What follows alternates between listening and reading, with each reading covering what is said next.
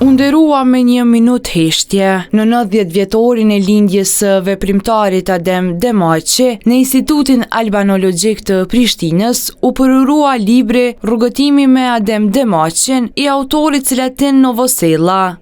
Në këtë aktivitet përkujtimor, Novosella u shpreh se ndihet me fat që ka qenë pranë Demaçit në periudha të rëndësishme të jetës dhe veprimtarisë së tij. Këtë rrugën time që u përcaktova mas lirimit me libra, 24 u theksui kom kushtuar Adem Demaçit. Po i realizoj, jo si librat mi, po si librat isha me shumë kënaqësi, se këtu nuk është veç Adem Demaçi i burgjeve, i kiameteve, i zahmeteve, i dilemave, i shqetësimeve, po është një Adem pak ma tjetër, pak ma ndryshe.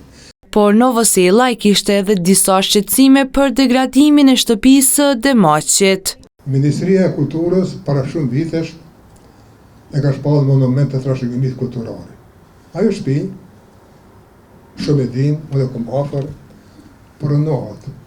Shtëpia ku takoj ke, kom qenë edhe njohshëm, po ka burra që kanë qenë më shumë se unë, edhe diplomat, edhe gazetar, edhe ambasador, edhe gazetar për me marrë lejet me shku zonat e lira të UÇK-s, të Adem Demaçi i mëshën.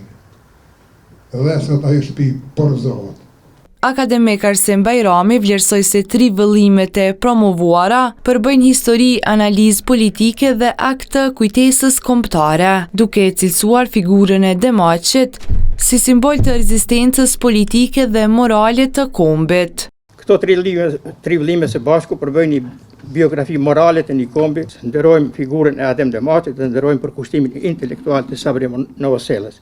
Ndërkaq, profesori universitar Begzat Baliu theksoi se fati i autorit ishte që jetoi dhe veproi pranë Demaçit, madje edhe në periudhat e burgimit. Rrugtimi i tij jetësor krijues me Adem Demaçin përplotësohet me hyrjen e tij në lëvizjen ilegale në të njëjtin grup me Adem Demaçin, me të dhënat për raportet e tij me vllaun Sabri Novosella dhe historinë e flamujve, si kult e si identitet, me arrestimin e dytë Adem Demaçit dhe fatin e lëvizjes kombëtare. Selatin Novosella deri tani ka butuar 24 libra kushtuar figurës dhe veprimtarisë së Adem Demaçit.